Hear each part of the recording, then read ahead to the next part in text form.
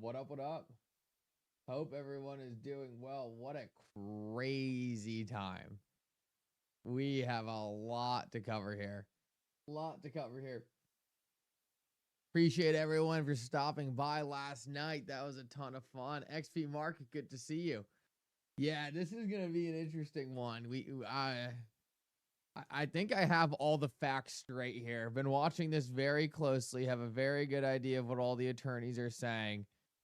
We're going to cover this as closely as possible so everyone knows exactly what is going on. Let me just make sure all the streams are set up properly.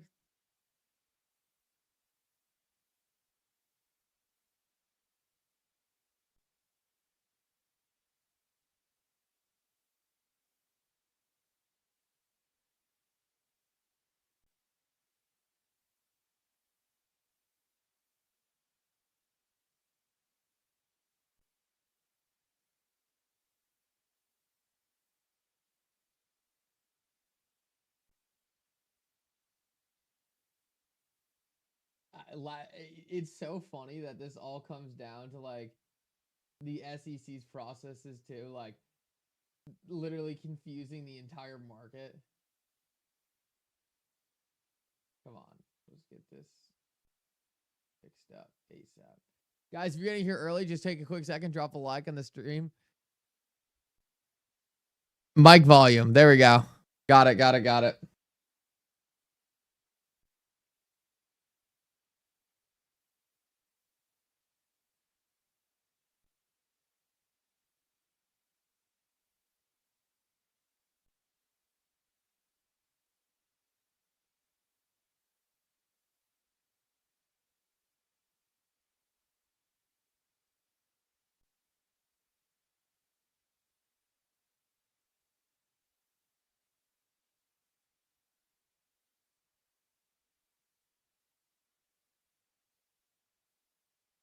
All right, there we go. Yeah, there's a lot to talk about here. So first, let's talk about what the market thinks. The market is obviously confused. I think the market right now is still under the assumption that the SEC is going to file this appeal. The SEC missed the deadline.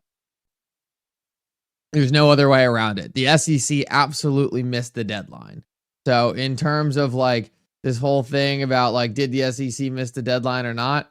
Anyone saying that the SEC did not miss the deadline is flat out wrong. I've seen too many attorneys, too many smart people come out and confirm that the deadline was last night. So the SEC missed the deadline. According to procedures, that should mean that the appeal is dismissed. According to procedures, that should mean the case is dismissed.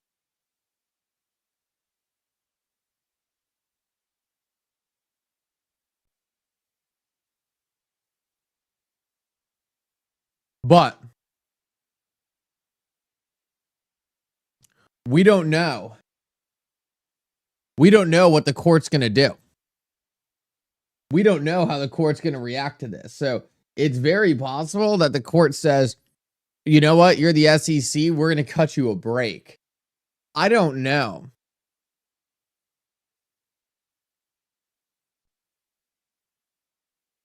I don't know if the court's going to do that, right?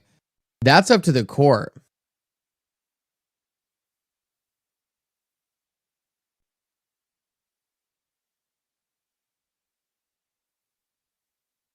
I stayed up till 3 in the morning on this thing. Yeah, guys, anyone who thinks it's the 14th, they're wrong. Like, I don't know what to tell you. Like, Ripple has already, everyone knows it was last night. Everyone knows it was last night. Hey, Zeus, that's incorrect, man. That's not how it works. Unfortunately, like, I don't know how else to say it. Like, that's just not how it works. It's not when, like, that's just incorrect. It's when it was filed. It was 14 days when it was filed. No, the holiday does not give them an extra day. The holiday does not, guys. Anyone who doesn't think it was last night, let me ask you something. Why do you think every single attorney, including Mark Fagel, a former SEC attorney, is saying it was last night?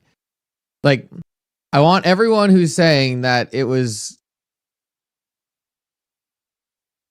I understand that someone discussed it, but guys, a little critical thinking here, right? When you say someone said it, when you said someone said it, just take a quick second and think, who was that someone? Were they an attorney? Or was it just some random account on X? Just sit down and ask yourself, was it an attorney? Or was it some random person on X? Because if it was an attorney, then that's something you might want to listen to. If it's just some random person, anyone can put anything out there. So I want everyone saying that it's due Friday to take a look at what attorneys are saying. Fred Rispoli said it was due last night. Jeremy Hogan said it was due last night. Jerry said it was due last night.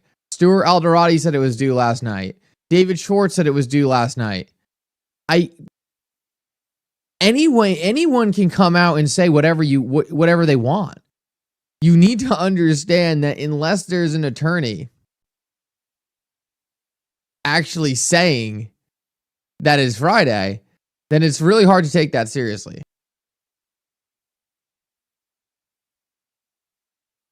Just a little critical thinking on this, right? Just a little critical thinking on this. We can get there. Now, the question is did the SEC accidentally get the date wrong? That's the question that's more insignificant here. And what kind of leeway will they get for accidentally getting the date wrong? I don't know. That's the big question at hand here. That's the big question at hand here. I want to do a poll in a second. But guys, that's where it's at right now. Jeremy Johnson, thank you so much. Stuart Alderati said last night. Jeremy Hogan said last night. Fred Rispoli said last night. Eleanor Tarrant said last night.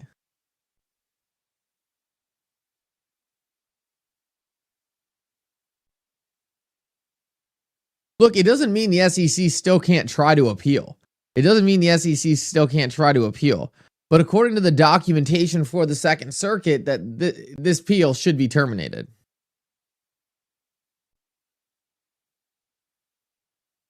Guys, Stuart Alderati didn't get anything wrong. You want the poll? All right, we'll do a poll. That's the funny thing in here. Everyone's saying, how can Stuart Alderati have got it wrong?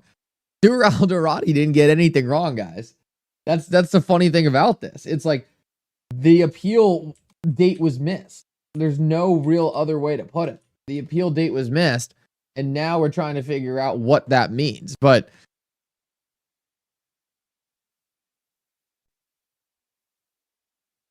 it's funny. I see so many random accounts saying, "Oh, like it's this date," but are we really going to trust a random X account over what Ripple's legal team is saying?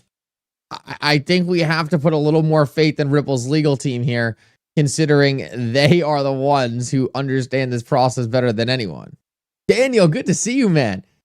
Oh, you woke up nice and early, huh? Good to see you, man.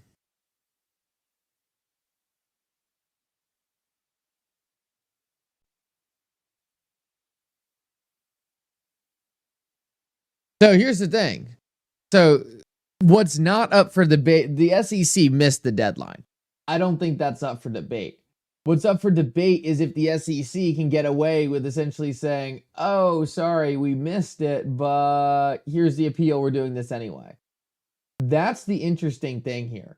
That's what I don't know. I don't know how much leeway the SEC is going to get here in being able to pull something like that.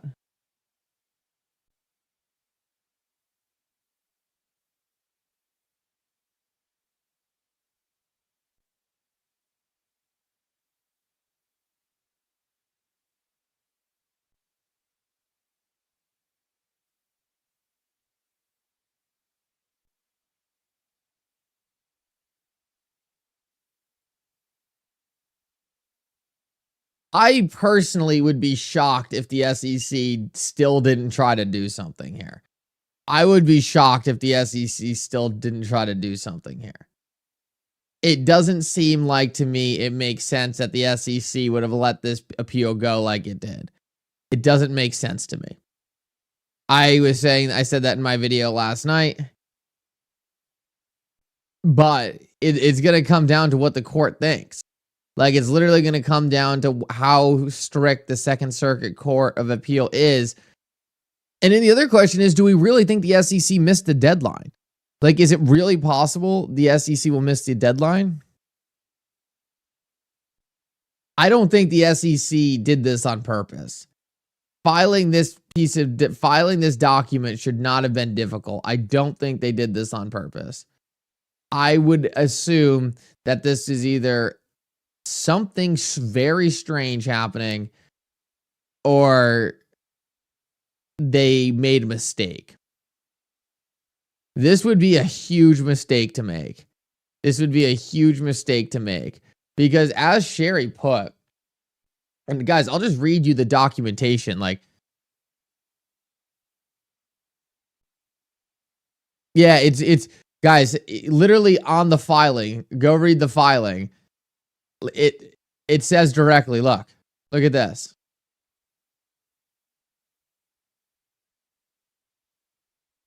All right, let's take a look at this. This is what we're talking about. Literally right here. If you do not comply with these requirements within 14 days, your appeal will be dismissed. If you do not comply within 14 days, your appeal will be dismissed. So that's what we're going with right now. It's directly on the documentation that was the day to file it.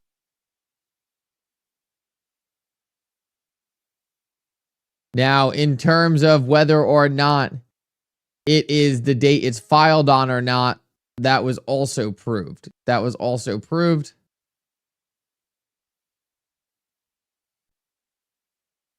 I can show you guys that as well.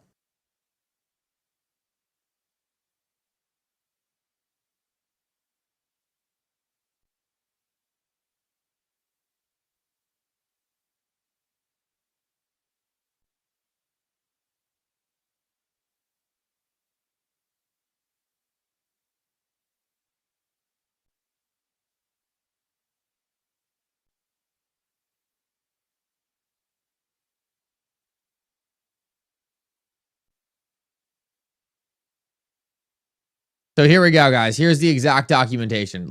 Here's another document. Once you have filed your notice of appeal. So it's when it was filed. And everyone is saying that the file date was October 2nd.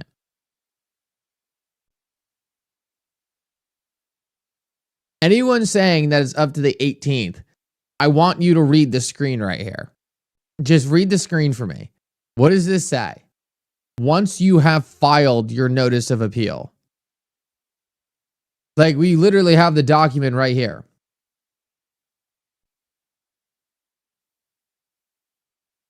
They didn't file on the 4th. All right, I'll show you another document, right? It's funny how set people are on this. Look at this. It literally, look, this is the appeal, guys. It literally says it was filed on the 2nd. What do you mean it's filed on the 4th? You're looking at a document right here that said it was filed on the 2nd. What's the confusion here? It literally says on the document. It was filed on the 2nd. How are we saying it was filed on the 4th? What?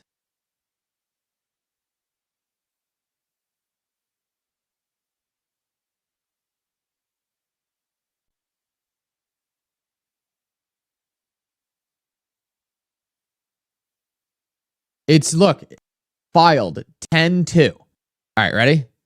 Yes, filed 10/2/2024. And now I'm going to show you something else. Filed 10/2/2024. Now, once you have filed your notice of appeal, You have 14 days. You have 14 days. If you do not comply with these requirements within 14 days, your appeal will get dismissed.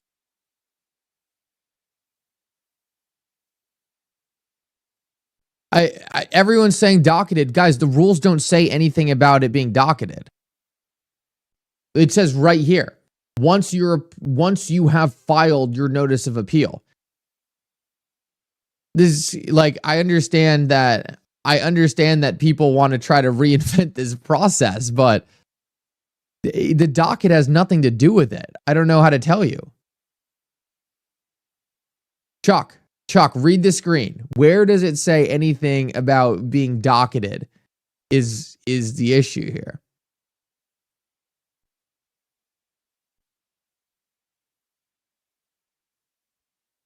It says once you have filed your notice of appeal. It doesn't say docketed. It doesn't say that.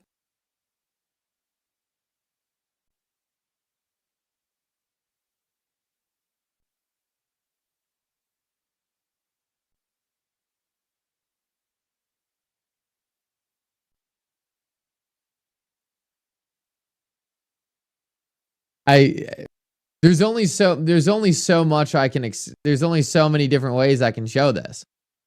It says right here, it was filed on the 2nd. It was filed on the 2nd.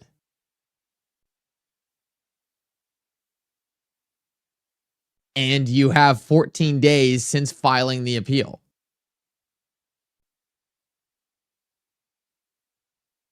The holiday situation doesn't play in here. The holiday situation doesn't play in here. Yeah, Tracy. Look, and the people who are saying it's the 18th. Look, the SEC can try to file this thing late. They can try to get the court to fix this up. It doesn't mean that the SEC still isn't going to try here. It could mean that. I think that'd be rare. But it does mean that the SEC missed a deadline. Let me go through this one more time. Jeremy Hogan thinks the SEC missed the deadline. Stuart Alderati thinks the SEC missed the deadline. David Schwartz thinks the SEC missed the deadline.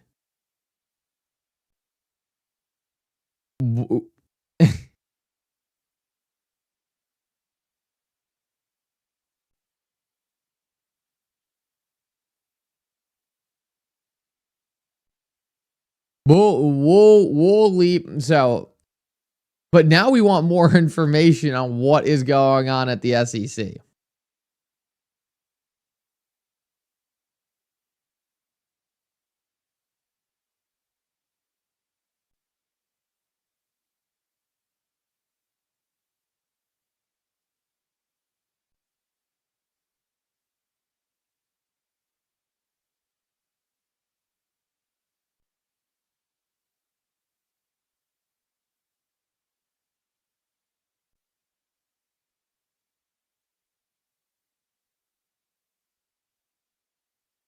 So, literally on Eleanor's post, hinting that it could be the 14th, we literally have an former SEC lawyer saying that this is not what we're talking about here. The SEC attorney, Mark Fagel, literally comes in on Eleanor's post and says, this is incorrect.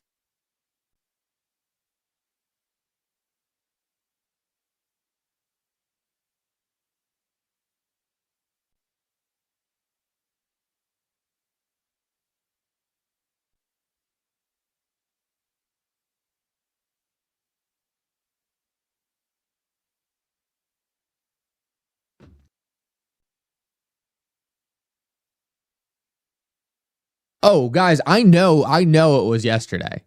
I know that I know it was due yesterday. Like, there's no debate about when it was due anymore. It was absolutely due yesterday. If people don't want to accept that, that's perfectly fine.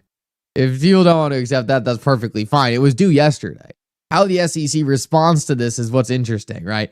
That's what's interesting anymore. It's not when it was due. Eleanor put out, I think Eleanor should delete this, but I'm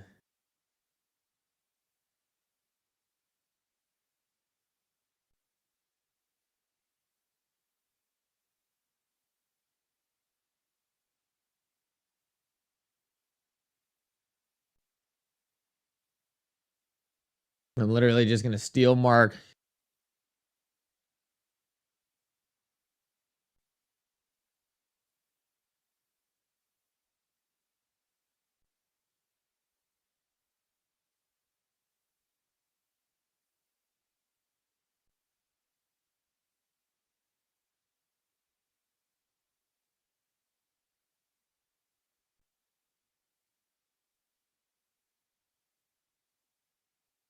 Check Fred Rispoli. Me?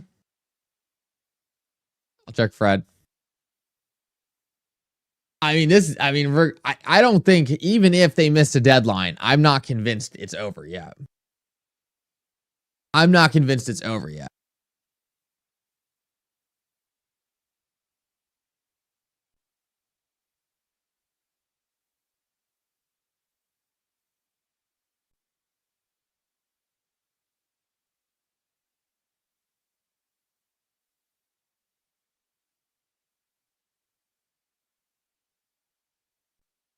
Let's see what Fred Rispoli has to say.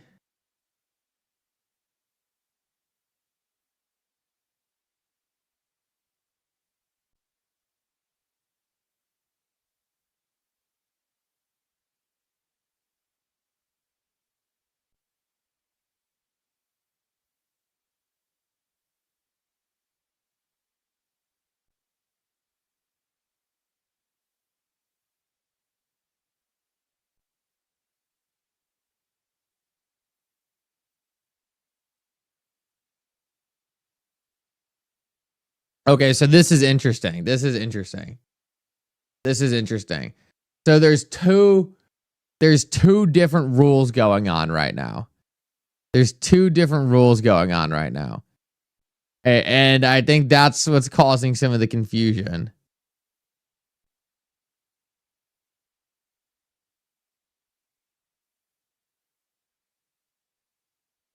So there's two different rules. It's either when it was docketed or when it was filed.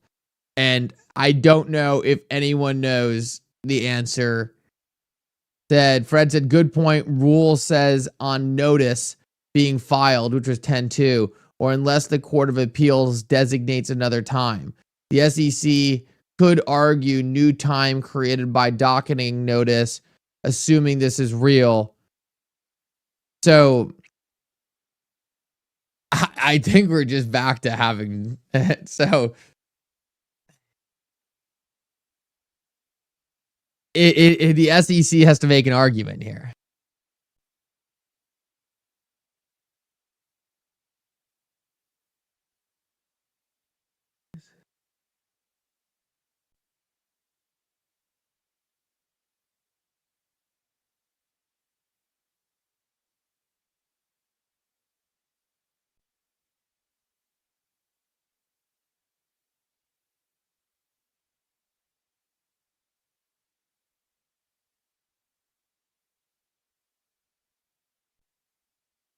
Yeah, I mean, I think it's 10-16 and the SEC is going to try to make an argument that they messed up. I think it's 10-16 and I think the SEC is going to try to make an argument that they messed up. Like, that's how I see it. I think it was 10-16 and the SEC is going to try to say, hey, like, we messed up. I don't see any other way around it. The only way thing I see is that the SEC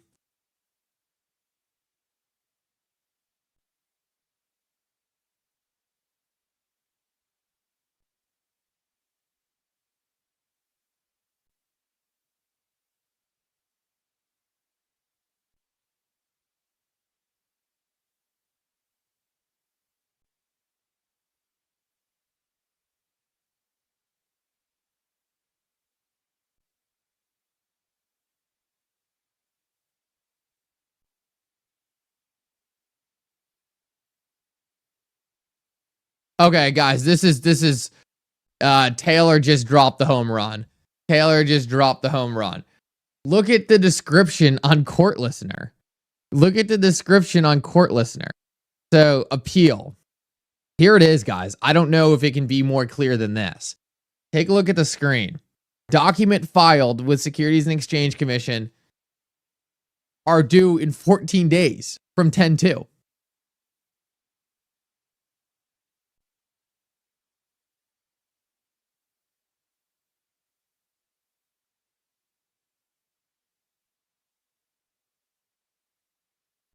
Here we go. Document filed by Securities and Exchange Commission, Form C and Form D are due within 14 days. Entered on 10/2. So this is directly from Court Listener. This is directly from Court Listener. Taylor just, it's clear as day. I don't know what else we can like speculate on here. It says right here, notice of appeal from 874, order of motion of summary judgment 974. Documents filed by SEC, Form C and Form D are due within 14 days to the Court of Appeals Second Circuit, entered 10/2/2024.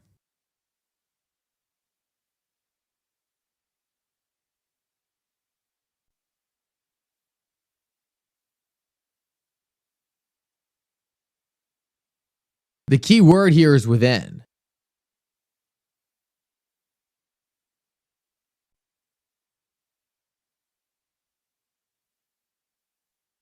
It's not working days.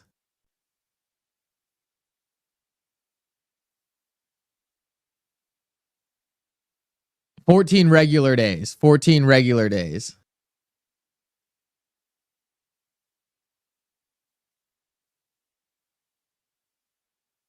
No, it's not business days. It's regular days.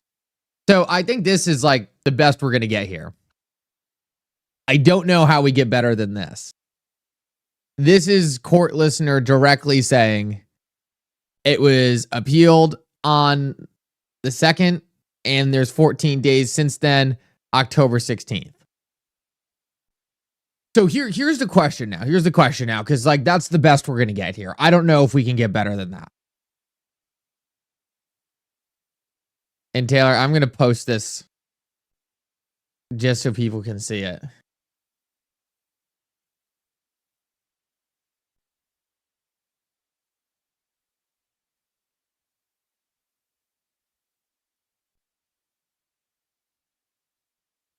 So the real question is can the SEC just do whatever they want?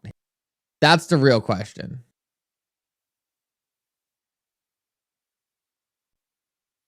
Deaton, I saw that, Deaton. I actually just tweeted out the same thing. And Brett has the other thing we just talked about. Appreciate you sending that over, Deaton. So the question now is, can the SEC do whatever they want here? That's the really interesting debate at the moment.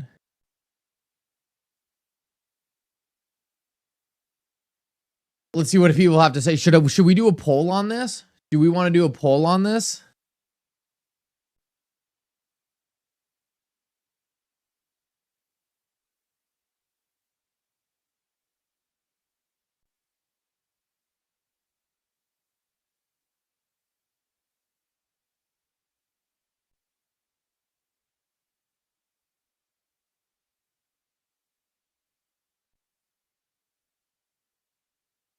Poll? Okay.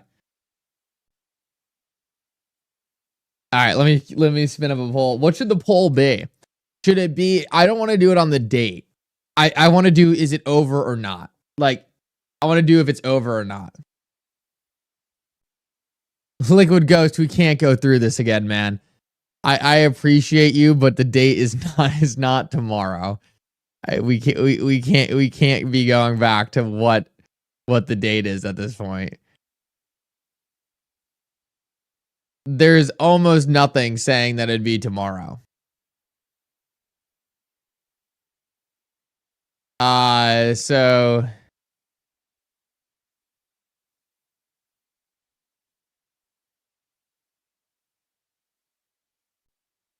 So that's the question here. Is it over? Yes or no?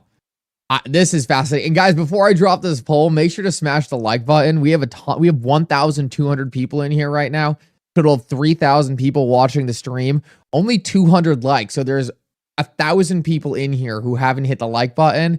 Take a quick second to go do that. I really appreciate that. And we're about to drop the poll. We're about to drop the poll. And yeah, so the question is, is the SEC going to get away with making up their own timeline here? It's the only question I can see.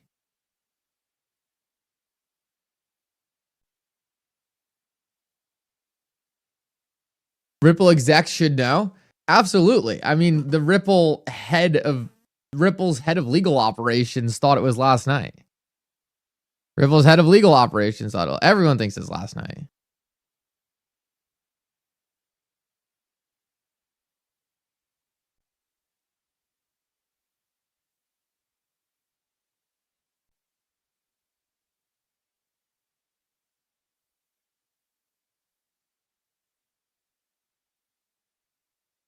All right, I'll drop the poll.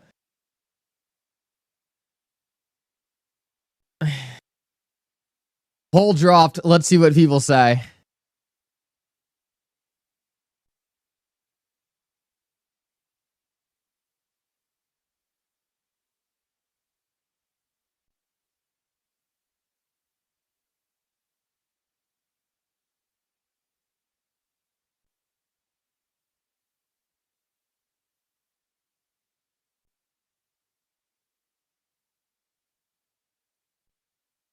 Yeah, and guys, just so you know, because I saw someone post this earlier, absolutely never contact the court. Never, ever, ever do that. That is the best way to get yourself in some serious trouble. Never, never contact the court. Whatever you do, not do that. That is the best way to get this entire situation into a whole new mess.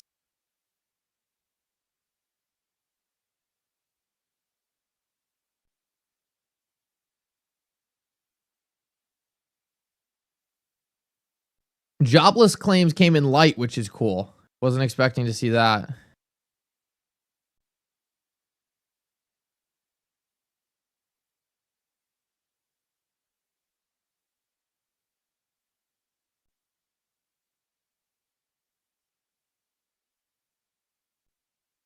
Okay, so this is 50-50. This is 50-50.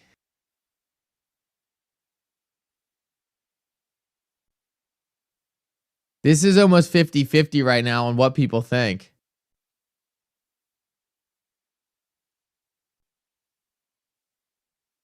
I am leaning towards it's not over. I am leaning towards it's not over. As much as I obviously want it to be over, I'm leaning towards the SEC going to come out at some point today and say, oh, well, we messed up. So, sorry. And then it's going to come down to what the court wants to do here. That's the biggest question that's left, is how the court responds to the SEC being late. It's not a good look regardless. It's not a good look regardless. It would be bizarre if the SEC didn't file this. Bizarre.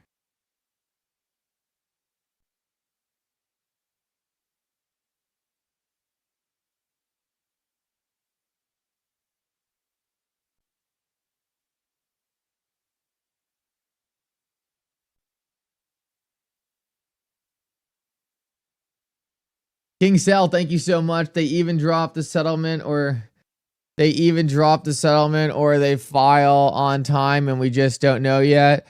It just wasn't posted on the website because it's impossible that they would make a mistake this big.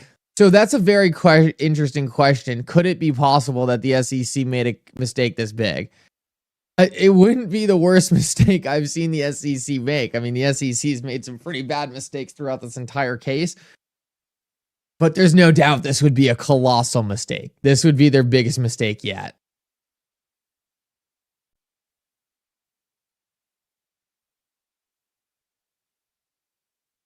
SEC is watching the stream laughing their heads off. Yeah, that would, I mean, it's possible.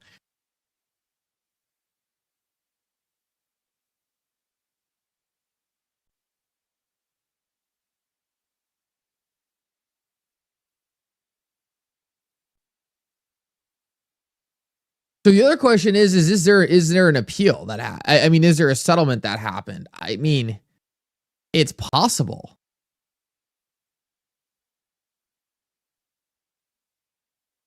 Okay, guys, we just got another one.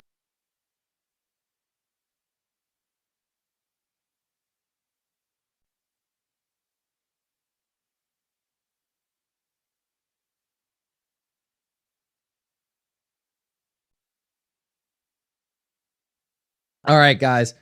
Metalaw Man is a former not a former SEC, a former securities attorney, and he becomes the latest attorney to say that the SEC missed a deadline.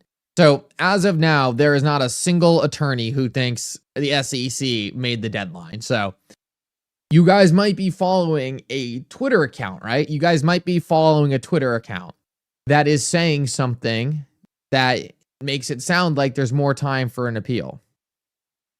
But please consider that unless that person is an attorney, they probably haven't done the proper work to make sure that what they're putting out there is actually correct. So this is now another attorney. Ripple appeal update. Metalaw Man says, I could be wrong, but I believe the deadline for the SEC to file Form C passed last night at midnight. This is in confirmation with Stuart Alderati, David Schwartz, and every other single attorney who's looked at this. This is in combination with every other person who looked at this. He says, this could indicate a screw up by the SEC. That's what we've talked about. B, a technical glitch with the electronic filing system. That's interesting. That's something I have not considered. An electronic glitch or a glitch with the electronic filing system. That's something I have not considered. C, a decision by the SEC to abandon its appeal. Or D, an agreement with Ripple to drop both appeals. C, seems unlikely to me because an appellant SEC would almost never utterly abandon an appeal with a cross appeal has been filed without first reaching an agreement with the cross appeal appellant Ripple that they would also drop the cross appeal. Otherwise, the SEC would face the worst of both worlds, only downside exposure from the cross appeal. My calculation of the deadline follows from a recognition that the notice of appeal was filed on October 2nd. The filing date is what matters under federal appellant rules. Okay, so Metalaw Man is just nuking anyone who thinks it's the other date. He says right here, the filing date is what matters under federal appellate courts. Ramifications. If Form C itself says that a failure to file by the deadlines means the appeal will be dismissed, Second Circuit local rules. However, say the failure to file Form C by the deadlines means the appeal may be dismissed. Okay, let's look at ramifications. This is the ramification part that's interesting. Is Metalaw Man a reliable source? Metalaw Man is one of the smartest attorneys out there. So Metalaw Man is a former securities attorney. He's a very, very good source. And it's, but no, I don't know if it's over yet because we didn't get to the ramifications yet.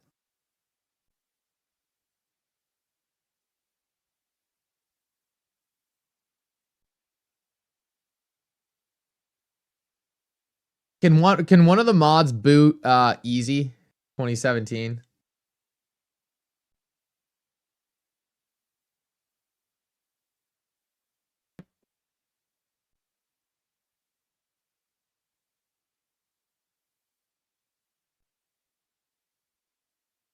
So let's see. Ramifications. The Form C itself says that failure to file it by the deadline means that appeal will be dismissed. The Second Circuit local rules, however, say failure to file the Form C by deadline means the appeal may be dismissed. Okay. So that's the thing here. That's the thing that's important here. Meta Law Man seems to think that local rules for the Second Circuit Court is going to let the judge decide here if this thing is going to get dismissed. That's the only way I can see it. So now we have to go back to the beginning here. Now we have to go all the way back to the beginning. So the question is did the SEC mess up, or was there a technical glitch? Did the SEC mess up, or was there a technical glitch? What are the chances that the SEC messed up? I don't know. The other thing is that there's an agreement between Ripple and the SEC. This is either some kind of start to a settlement, or the SEC messed up.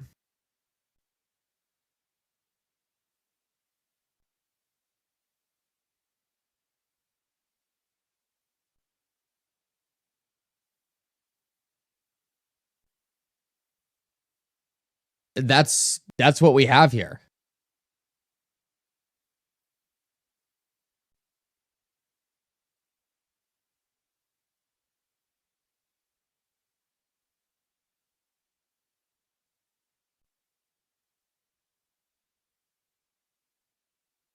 The SEC messed up and could claim technical glitch. That's possible, but like I don't know if that's like that's a dangerous game, lying to the court.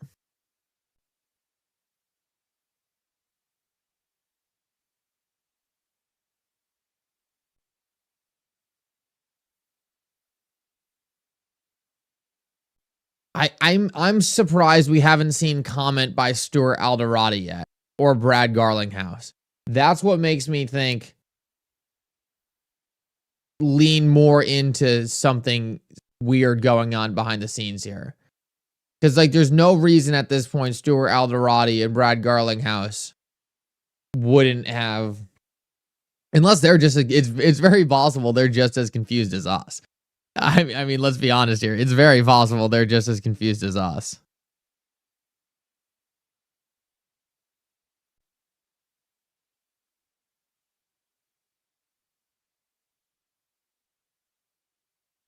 They've lied to the court numerous times. Yeah, that's true. But this would be a tough thing to lie about because I'm sure the court would know if there was a glitch. I think they're in talks.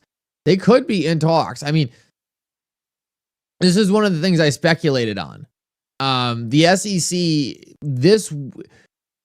a settlement makes sense. A settlement makes sense. Let me talk about why a settlement makes sense here.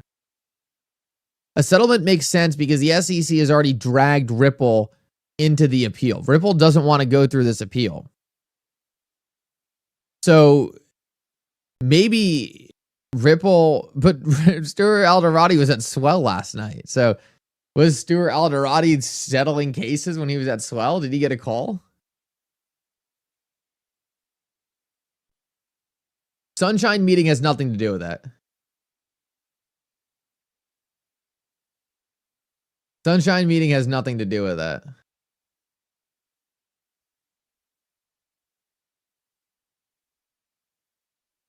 Oh, it's still up in the air for sure. Guys, this thing, it's still up in the air for sure.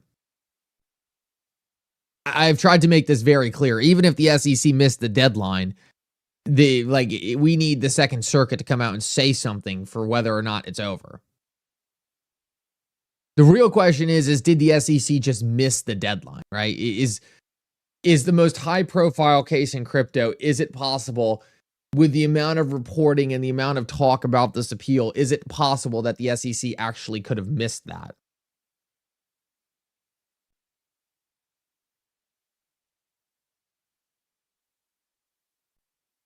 Station C4, that's possible. That's possible, Station C4. It's possible the SEC didn't understand the procedure. That's possible.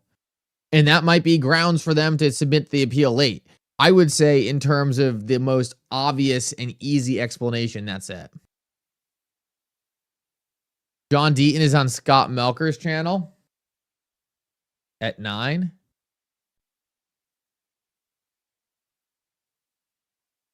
Laura, thank you so much. It takes 5 minutes for the SEC to submit an appeal. Easy way for them to get $50 to $10 million on top of the $125 million fine. I smell a settlement. Also, Gary probably wants to win under his belt. So, Laura, I don't think I could have said it much better myself. I mean, that is excellently said. This is the case for the settlement. It takes 5 minutes for the SEC to submit an appeal. If they can get another $100 million for a 5-minute submission, why not do it? So that is an excellent way to put it. I think that's one of the most probable explanations here. I think that's probably one of the most probable explanations here. And then the other probable explanation here is that for some reason or another, the crappy attorneys at the SEC messed up. John Deaton is on Scott Melker's channel, so we're about to do a double live here and see what he's saying. But I like to look at things through a subjective lens, and you just destroyed her.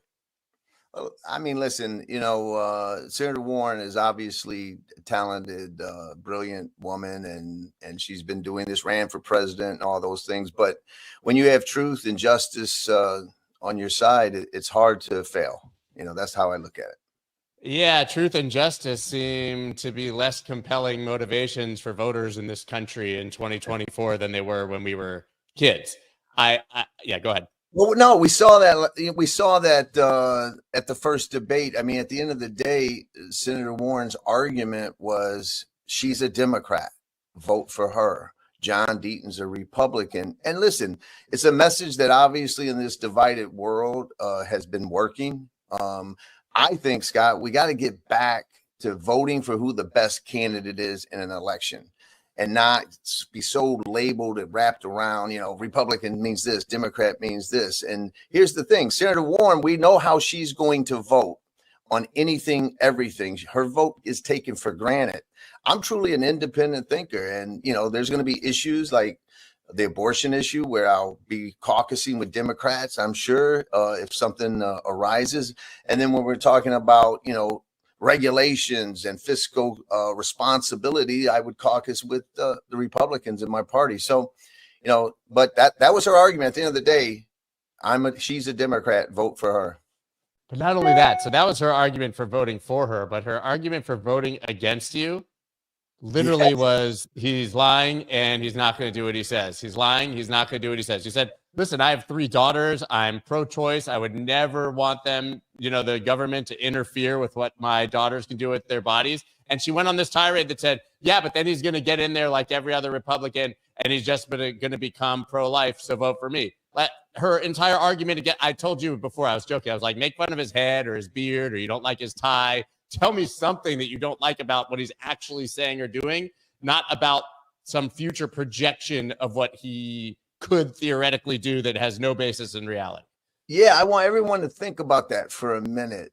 How tragically sad is it that Senator Warren actually believes, listen, I held a I challenged her to debate me for 1 hour, a third debate just on women's reproductive rights, other women's rights that I referenced it, the whole gamut, and she wouldn't do it.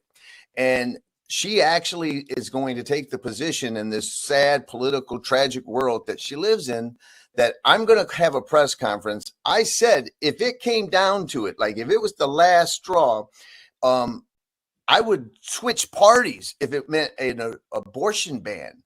I pissed off tons of Republicans. Some of them want to throw me out of the Republican Party. Then I get on stage and I look to the world and say, I'm pro-choice. I'm a freedom maximalist. I believe in the freedom of choice, right? And that doesn't mean I believe in late-term abortions and all that stuff. I'm just talking about a woman's fundamental choice during a certain period of time. And I said I would never betray my daughters. Senator Warren lives in a world where I'm lying, I'm pretending, and that I would go into the Senate and dishonor my word, my life, that I would betray my daughters. That is a sad, tragic world to live in. And that's why we need term limits, man, because they get in there and they just go wackadoo with that stuff. Yeah, man, term limits for sure. This I have to just play this really quick because this just made me laugh. I don't even know if this is really if you really added this to the end or somebody else did, but I was dying when I saw this. Look, people of Massachusetts know me. If John Deaton has a chance to go to Washington, he's going to be there to fight for crypto. I'm John Deaton, and I approve this message. I mean, I didn't do that. I know I didn't think so. I thought it was just a meme, but when I saw the ending of that, I was just dying because it just blows my mind that what one person can say is like the biggest negative against you is the thing that you wear as a badge of honor on your sleeve. Yeah, well, here's the thing. It's why I made the point, and everyone's got to think about this. Look at what we're facing, just real quick. We have illegal immigration. It's bankrupting Massachusetts because we have a right to shelter law, and it doesn't require residency. So any migrant that comes that's homeless goes into a hotel, gets fed, goes to school, all of that. It's bankrupting the state. You have a debt crisis. You know that better than anyone. We're falling off a cliff. We're paying $3 billion in interest a day. We have an opioid crisis, losing Americans. We have foreign wars striking up everywhere. The world's going into chaos, and people are being priced out of the economy with inflation. But Senator Warren, the senior senator from Massachusetts, woke up one day and said, you know what? I'm going to run for re-election, and I'm going to build an anti-crypto army. With all those real-world problems, why is she so focused on crypto? So I've been calling her the crypto candidate. Yes. Do I have my money invested in Bitcoin and crypto? Sure. But she thinks it's a bad investment. Fine. Don't tell the rest of us that we can't, and don't attack an industry. But I just don't understand why she's so focused. I would never understand it. And I remember, Scott, I was scratching my head. This is before I got in the election, was like, why would she be doing this with all those real world problems? And then she went on Chuck Todd and said, America's ready for a central bank digital currency. And then I go, she wants to control everything. I get it now. So yeah. But okay. So first of all, you didn't know what the questions would be in advance of the debate, correct? No, I'm no Gary Gensler. Okay. Yeah. I didn't have that opportunity. She might have, yes, that's probably not true. I have no idea. But so you had no idea that they were literally going to ask her about the anti-crypto army. I almost spit my drink when they said those words. I was very surprised that John Keller, the moderator, literally quoted, anti-crypto army, and which that's why I explained my journey into Bitcoin with my mom and the fees and Western Union fees and all that stuff. But that's why I turned the focus onto her.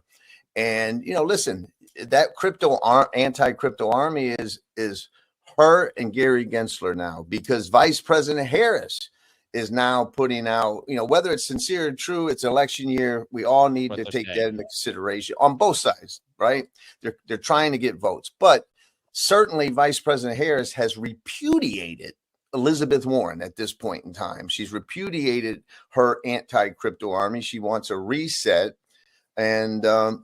And so Elizabeth Warren is out there on an island with her and Gary Gensler with one paddle left. You know what I mean? But what struck me about the question is you obviously gave the answer that you just described. We've heard you obviously give the crypto speech, which is genuine and just a part of who you are many times.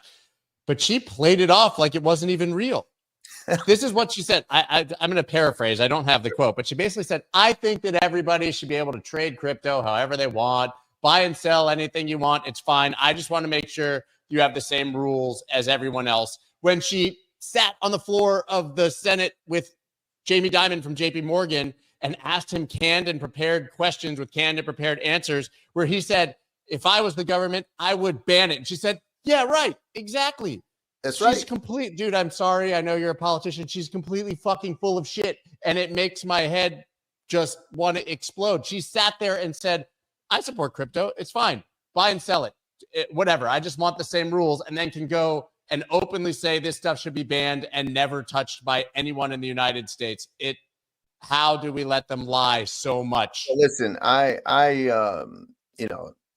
Senator Warren, and I'll say this on the debate stage, respectfully, of course, and civilly, but she lacks a commitment to the truth. And that is a fact.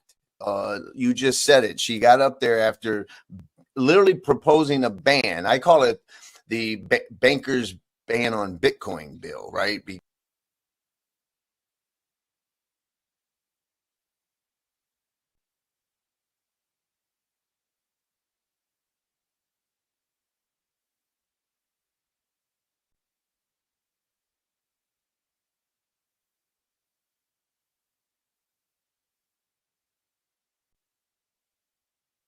Thing. It's the immigration, it's the inflation. Massachusetts is the second most expensive state to live in now. And so, I mean, people are really, really suffering. And so if you were to ask them the top 10. I just realized I was muted for that entire thing. Of course I was. We'll get this right eventually. Guys, real quick, we're super close to 60K subscribers. Guys, thank you so much for supporting the channel. If anyone's not subscribed right now and can take a minute to go subscribe, I would love to get to 60K today. Guys, thank you so much. I'm going to let this keep going. It's a great conversation. It's nice to see John Deaton side of the debate. You know, she's going to continue with the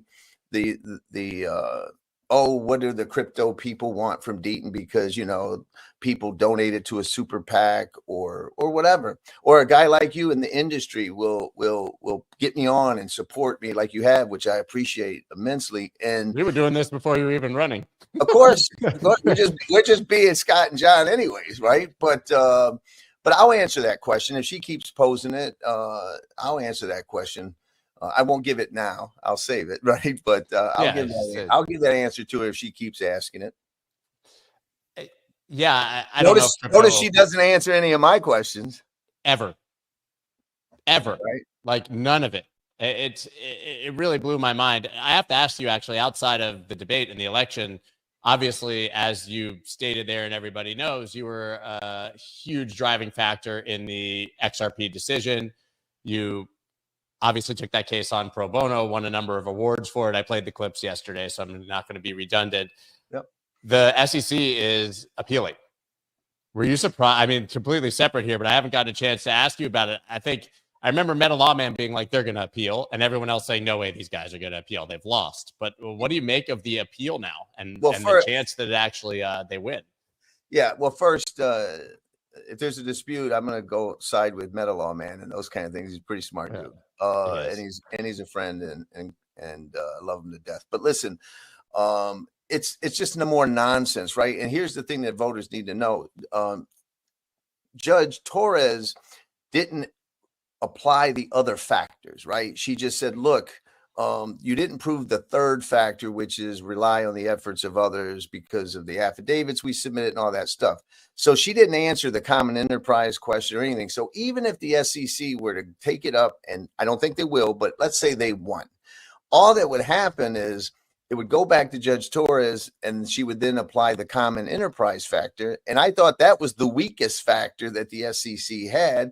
And then she would rule again, in my opinion, that XRP is not a security and that the XRP holders who were acquiring it on exchanges wasn't a security. So it's a colossal waste of money, of taxpayer money, because it's such a fact-specific decision. But for whatever reason, Gary Gensler, the SEC, probably Jorge Tenrero, who is like the chief prosecutor of this stuff, they just can't let stuff go. They can't take an L. Take the L and move on. You're supposed to be wearing the white hat, right? You represent the United States of America. Like, that should mean something to you. You don't have to win everything. You want to protect regular people. Well, regular people don't want your protection, all right? The way you're doing it. So honor your mission of protecting investors. And so they need to clean house as far as I'm concerned at the SEC, because I think some of these lawyers are literally unethical. Didn't their head of enforcement leave? Like, I'm sure it was coincidence, but within 24 hours of that Ripple appeal coming out? Yeah. And that's a guy that, you know, in Congress under oath, you know, misled. I mean, so, you know, good riddance to him. Yeah. He was part of the problem. But listen, we all know that the real problem is Gary Gensler and my opponent, Senator Warren. And they're on that island. But when the vice president of the United States running for president repudiates her, when Donald Trump running for president says he's going to embrace the technology, you know, it's here to stay. And what everybody should look at the debate the other night, Senator Warren was defeated, right? When I say defeated, I don't mean by, oh, I don't care what you said, Scott. I don't care if people trade crypto. That is a complete 180. Now, it doesn't mean she's not going to be behind the scenes still trying to hurt crypto and hurt freedom and push for her central bank digital currency or whatever. But clearly, she's losing the war on crypto. Yeah, and maybe she's just going to capitulate and pretend it never happened. Do you think that in this? That's what they do. That's what they do, right? They like ignore it. I mean, I'm against the banks, but all my money comes from the banks. Well, I mean, maybe tonight she'll talk about another vote she did 10 years ago and avoid what's going on today, right? Remember, she's like, I voted for immigration reform 10 years ago. Who cares? And it didn't even go through. Like, what's going on about today? We need a senator today in Massachusetts. Is there a chance that Harris wins, but Gensler is pretty much immediately ousted, even under a Democrat president? Well, listen, I know that Mark Cuban is, kind of divisive or people in crypto because of the Trump versus Harris stuff. But listen, according to Mark, and I haven't had personal conversations with him. I mean, we've DM'd about other stuff, but he says that she wants a reset, and if she wins, and he certainly is someone, whether you like him or not, agree with him or not, is pro the industry. So you would imagine he said Gensler needs to go. Anthony Scaramucci is helping her. He says Gensler has to go. So when you have some of the biggest leaders who are supporting you, telling you this guy is a problem, and you're saying you want to do a reset, the writing should be on the wall that he's going to be gone at some point soon. You know what I love, though, is that these guys who, I guess Cuban's a Democrat. Scaramucci certainly is not a lifelong Democrat, I think, as we know. They support Harris, but they still support you. Listen, I have the thing that I'm really proud about is I have devout Trump supporters supporting me. Listen, some of my best friends are voting for Donald Trump. Some of my best friends are voting for Vice President Harris. We live in a divided world, man. But I have both sides saying, hey, I'm voting for Trump and Deaton, or I'm voting for Harris and Deaton. And I like that. I think that puts me on the right side of history. She's obviously painted you from the first moment that she ran as a MAGA Republican, which was it's just hilarious. But that said, I know that's Massachusetts, so it's a bit of a vacuum. But if you take a look, even on Polymarket now, Trump's odds of winning here at 62%. Does 62% Harris at 38? This has gone up like 10% in 3 days or something, given this is a betting market. It's not necessarily polling. But how much does it affect your election in Massachusetts for senator, like how the tides are turning in the presidential election? I have a friend I've told you about who obviously he's a politician in Tampa, Hillsborough County. And he often says to me, he's like, literally, it's like whoever wins president is probably going to swing whether this county goes Democrat or Republican in my small election. Yeah, not in Massachusetts. Listen, I think that President Trump has more support than people think in Massachusetts, but he lost Massachusetts by 33 points. So even if he did twice as well that he did 4 years ago, he would still lose by 16 points. And so a lot depends on turnout, and it works both ways. If a lot of Democrats, if they're blinded by the D and the R, and this is what people need to know. I've never been delusional, right? I've never pretended that this is, not an uphill battle.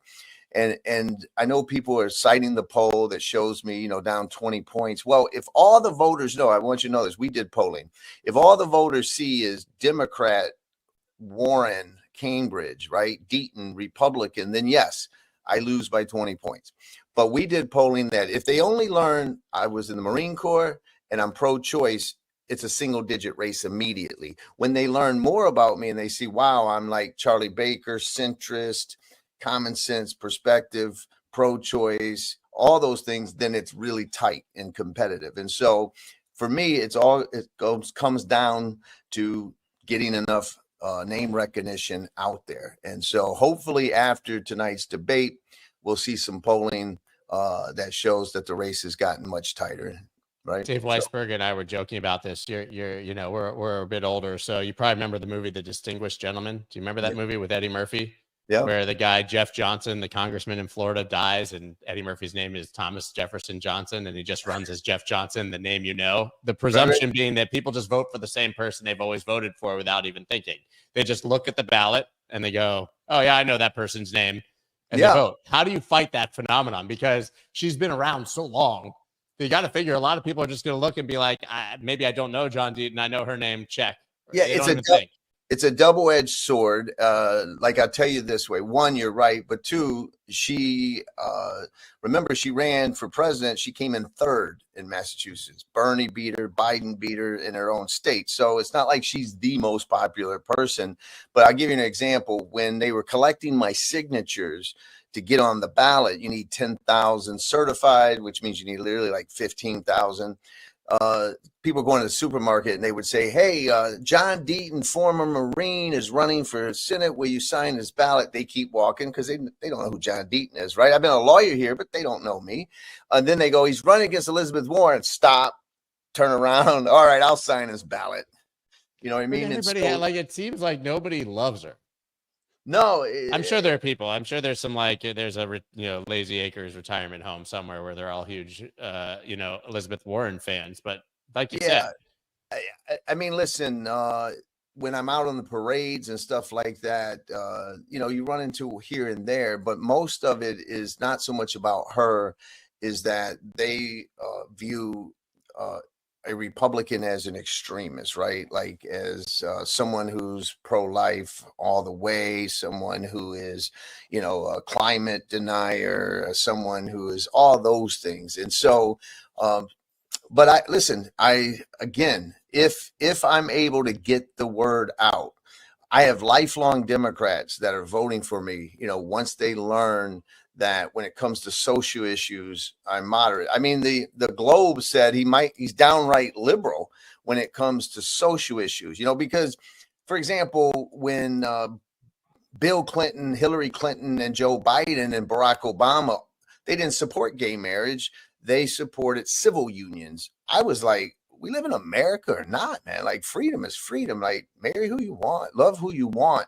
That was sort of my attitude. And so they were like, because of that, they're like, on social issue, this guy's, liberal. But I'm someone who says, that 35 trillion debt that we're walking off a cliff of, we really have to pay attention to that. The fact that we've printed 80% of all US dollars in the last 4 years, I mean, we might want to pay attention to that. Just maybe. And so we'll see. But Elizabeth Warren, she's never seen a spending bill that she doesn't like to support. And hopefully tonight we get into the wealth gap, because I really want to talk about that. As you know, someone who grew up so poor, we really do have a society of the haves and have-nots. But Senator Warren's policies actually hurt poor people in middle. All right, guys, I have to jump. I have some good things I have to go take care of. Guys, if you can do me a favor, what I want everyone to do, if you want to keep watching this John Deaton thing right now, go over to John Deaton or go over to Wolf of Wall Street's right now and go tell him that Mickle sent you here. I want to blow up Scott Melker's live. I want to blow up his live with people saying Mickle sent me here. Big fan of Scott. I think he's a great guy.